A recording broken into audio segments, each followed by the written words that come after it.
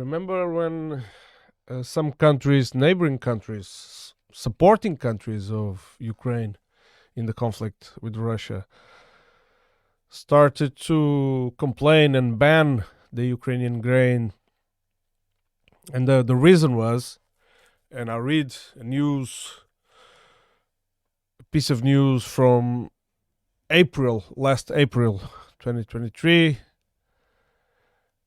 which reads this: the news platform is Euroactiv. Um, Slovakia temporarily banned the imports of Ukrainian grain and other food products after an increased amount of pesticide not authorized in the EU was found in the Ukrainian wheat imports. Acting Agriculture Minister Samuel Vulkan, I don't know if I'm probably assassinating the name, announced on Monday. The pesticide ban in the EU in 2020 was discovered in 1,500 tons of wheat from Ukraine, which was not initially intended for the Slovak market, but for third world countries. And so this is it's rather interesting, and many thoughts come to my mind. Not only the fact that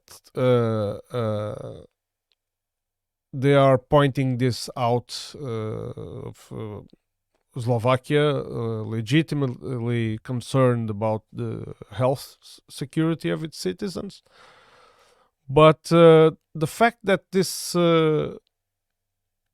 grain was intended for third world countries and it contains pesticide levels unacceptable for us, it says a lot about Ukrainian authorities, doesn't it? And of course, we all hear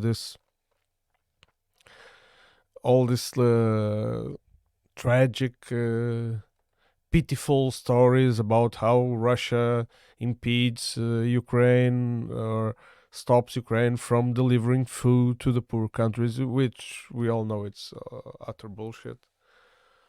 But the key point I want to point out here is that this was when this subject emerged on the media. This was the reason, was pesticide levels. Why did suddenly Ukrainian grain started having pesticides and going to European countries? Well, that's explained with the fact that they could not export it through maritime routes, so they started to exporting it to neighboring European countries. But nevertheless, the thing is, and then the European Union, of course, criticized this, that it said that no single state had legitimacy to make the bans on their own. But the European Union ended up banning the import of Ukrainian grain.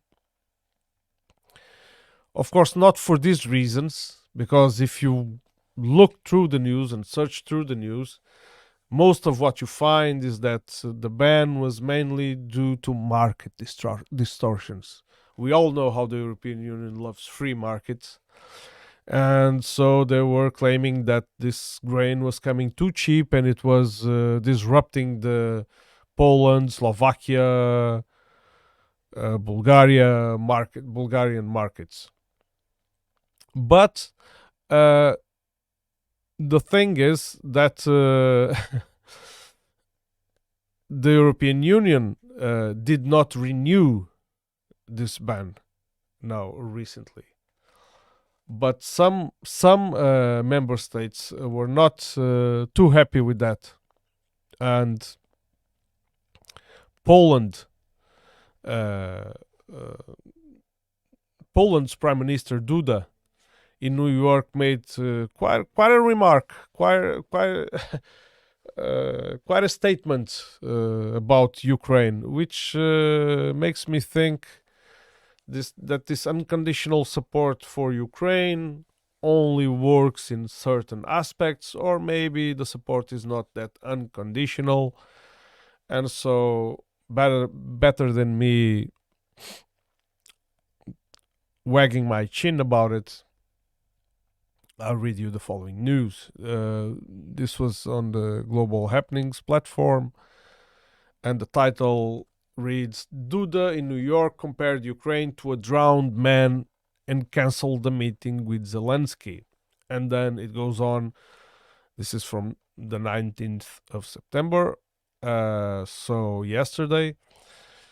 And it goes on to say, amid the disputes over the import of Ukrainian grain, Polish President Andrzej Duda called on Kiev to remember the assistance provided and compared Ukraine to a drowned man. He stated that he would firmly defend the interests of Polish farmers on the issue of agricultural products.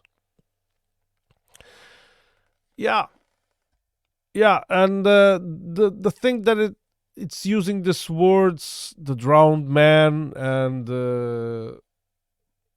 Polish farmers' interests above all, it does tell a lot. It can give you a hint about the situation, the international situation of Zelensky's government, because there are other factors that give this hint that maybe the support for Ukraine is being conditioned. Don't get me wrong; it's gonna continue. It's going to continue. Large chunks of the budgets of the Western countries, US and European, will flow to Ukraine in the form of financial and military aid. This will go on. But there is this need of pausing the conflict, freezing the conflict, if you may, and all these things happening around now might indicate that that is one of the reasons. But anyway, let's analyze a little bit more this piece of news. Andrzej Duda threw out such a fly in the ointment, as they call it, against Ukraine after speaking at the UN General Assembly during a press conference in New York. Also, the president of Poland cancelled the meeting with Volodymyr Zelensky, which was supposed to take place in the United States, as reported by Polish media. Not a good sign. When you cancel the meeting, when you suddenly not showing up to a friend, is because, and you give some excuse, as he gave, because he claimed some agenda problems and this minor excuses not to show up. It's not a good news, not a good sign, I mean. So, and he says, we were supposed to meet at 11:30, but I just had my speech at the UN. Everyone has their own calendar. Perhaps we will meet later, do they explain? Yeah.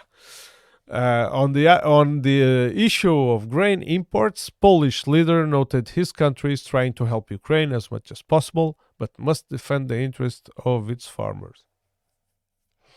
I must agree with Duda on this.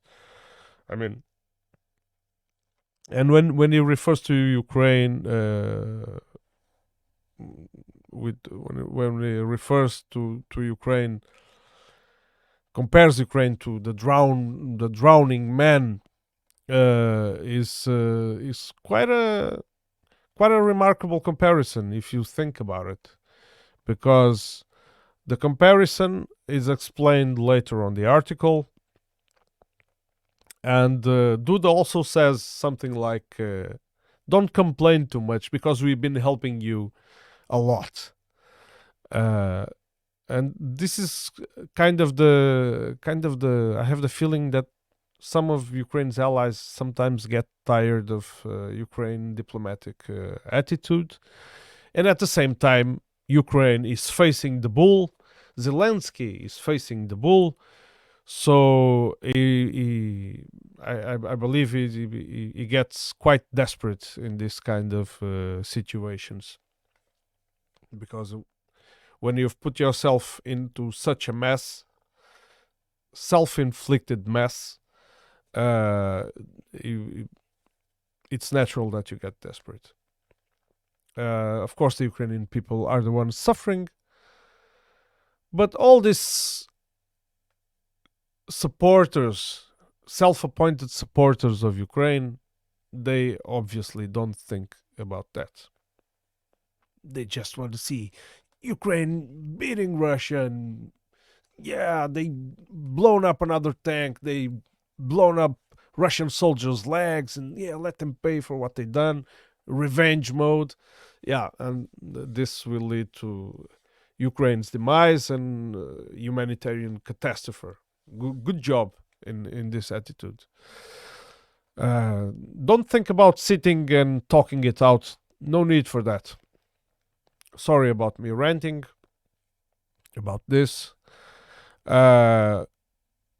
It's just that I don't see enough peace movement going around, and I hate the attitude of this fascistic Ukrainian supporters that claim that peace movements only want victory for Russia. It's absolutely childish attitude. Anyway, so Duda says it would be good for Ukraine to remember that it receives help from us, and to remember that we are also a transit country for Ukraine. Remember that. So it seems kind of menacing statement. Remember that, or we might close you the door. So, Andrzej Duda also accused Ukrainian business of trying to act to the detriment of Polish partners, and certain business circles want to sell grain as quickly as possible at the lowest price. So we have to protect ourselves from this. Would compare it to something like a drowned person. So here comes the comparison, which I think is actually well made. A person who drowns is extremely dangerous. Have you seen someone going to save, or have you tried to save someone drowning? Because if he feels that help is approaching, he will pull in panic that person and cause them both to drown. And he will drown the savior.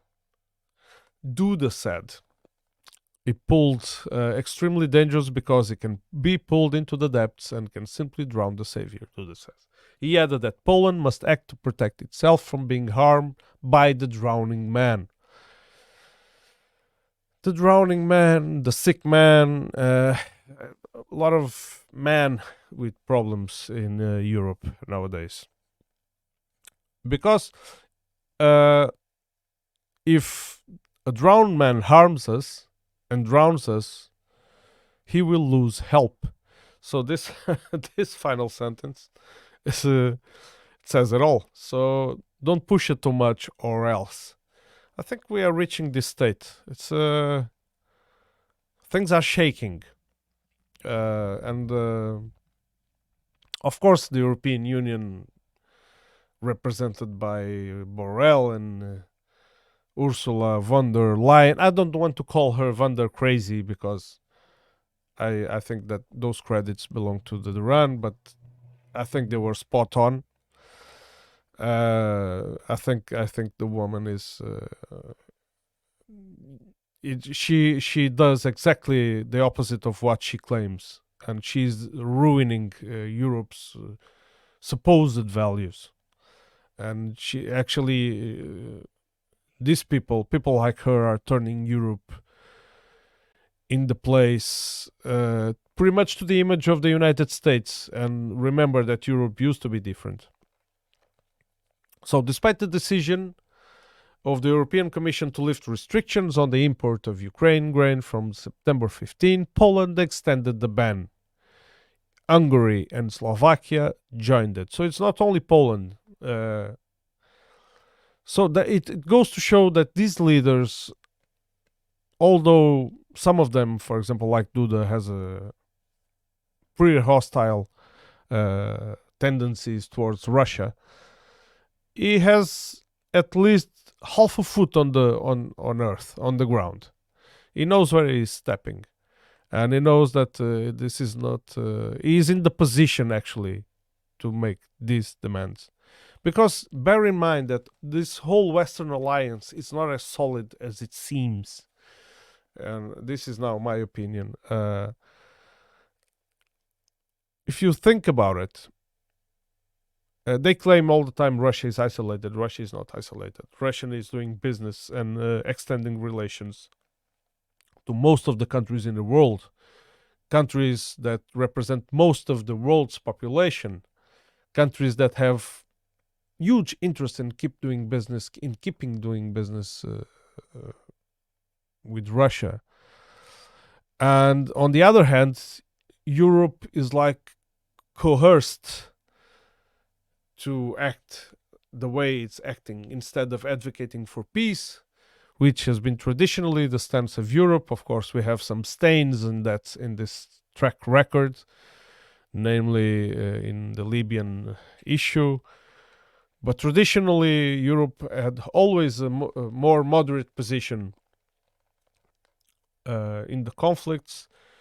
It just if you recall, in the beginning of this conflict, sorry for repeating the word conflict too much, but in the beginning of this Ukraine ordeal, that Germany was reticent, was not adhering 100% to the cause. For example, unlike the UK, for example, which which looks like the watchdog for the United States. At least it acts like that.